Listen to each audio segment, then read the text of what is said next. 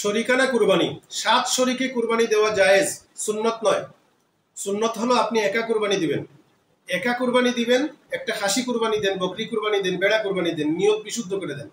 7 জনের মধ্যে ইনকামের মধ্যে সমস্যা হতে পারে, 7 জনের মধ্যে আবার নিয়তেও বিশুদ্ধতার বিষয় আছে, অনেকগুলো সমস্যা আছে। সুতরাং একা কুরবানি দেওয়া উত্তম, শরিকানা কুরবানির থেকে একা কুরবানি দেওয়া উত্তম। এখন শরিকানা যদি কুরবানি দেন সবার অংশ সমান হবে, মানে আবার এটা নয় যে 7 জনই হতে হবে, মানে তিনজন যদি শরিক হয় 3 দুগুণা 6 অংশ, আবার একজন 2 অংশ নিল, তখন 7 অংশ হয়ে গেল। আবার যদি কেউ এই শরিকানা কুরবানির মধ্যেও যদি নবীজির নাম দিতে চায়, সবাই যদি এটা মানে তাহলে দিতে পারবে, তবে 7 শরিকের উপরে হবে না। এখানে একটা কথা উল্লেখযোগ্য যে অনেকে আছেন যে এক শরিকের নাম দিতে পারছেন না, 5 ভাই মিল্লা বললেন যে আমরা একটা শরিকানা কুরবানির মধ্যে 1 অংশ শরিক হয়ে যায় অথবা 2 অংশ শরিক হয়ে যায়, আমরা বাড়িতে এনে গোশত বন্টন করে নিব। এখানের মধ্যে বাকি যে এই 6 অংশ রয়েছে, আর একজন গিয়া বা দুইজন গিয়া 5 জন 6 জন নিয়ে শরিক হয়েছেন, তখন মানুষ গুণা দেখা যায় 10 জন 12 জন 14 জন হয়ে যাচ্ছেন।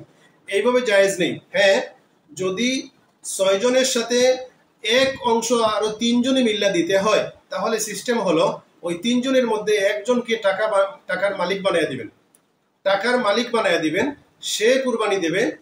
এখন তো প্রশ্ন থেকে যায় এই গোশতটা কেমনে বন্টন করবে। এটা যদি তার ইনসাফে দেয়, সে একা খেয়ে নিতে পারে, আপনার তো অধিকার নাই, তাকে মালিক বানিয়ে দিয়ে দিচ্ছেন। এটা করতে পারেন যদি আপনি মনে করেন যে এটা হবে, আপনার যদি উদ্দেশ্য হাসিল হবে মনে করেন, এটা একটা হিলা করতে পারেন যে একজনকে মালিক বানিয়ে দিবেন। ধরেন 5 ভাই 2 শরিক হবে, 5 ভাই মিল্লা টাকা দিবে, আর অন্য কি আরো 5 জন রয়েছেন, আরো 5 শরিকের মধ্যে 2 শরিক তারা নেবে, 2 অংশ নেবে 5 ভাই মিল্লা। এখন 5 ভাই মিল্লা যদি নেয়, তাহলে ওখানে আছে 5 জন, আর এই 5 জন আর এই মিল্লা হয়ে গেল 10 জন। এখন এই কুরবানি হবে না, এটা জায়েজ হবে না, বাতিল হয়ে যাবে।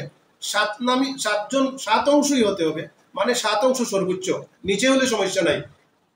কিন্তু এখানে জায়েজের সুরত হলো, যদি আপনি এভাবে করতে চান, 5 ভাই মিল্লা 2 অংশ নেবেন একটা গরুতে, আর বাকি আরো 5 জন শরিক করবেন, তাহলে আপনি আপনার বাবা যদি জীবিত থাকেন, বাবাকে এই 2 অংশের টাকা মালিক বানিয়ে দিবেন।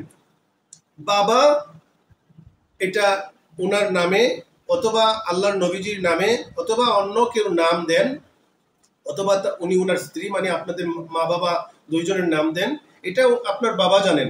এটা বাবা যেভাবে দেন সেভাবে হবে, মানে টাকাটা বাবার হাতে দিয়ে, যৌথ ফ্যামিলিতে যেভাবে আছে বাবার হাতে দিয়ে অথবা মায়ের হাতে দিয়ে এটা মালিক বানিয়ে দিবেন তাকে।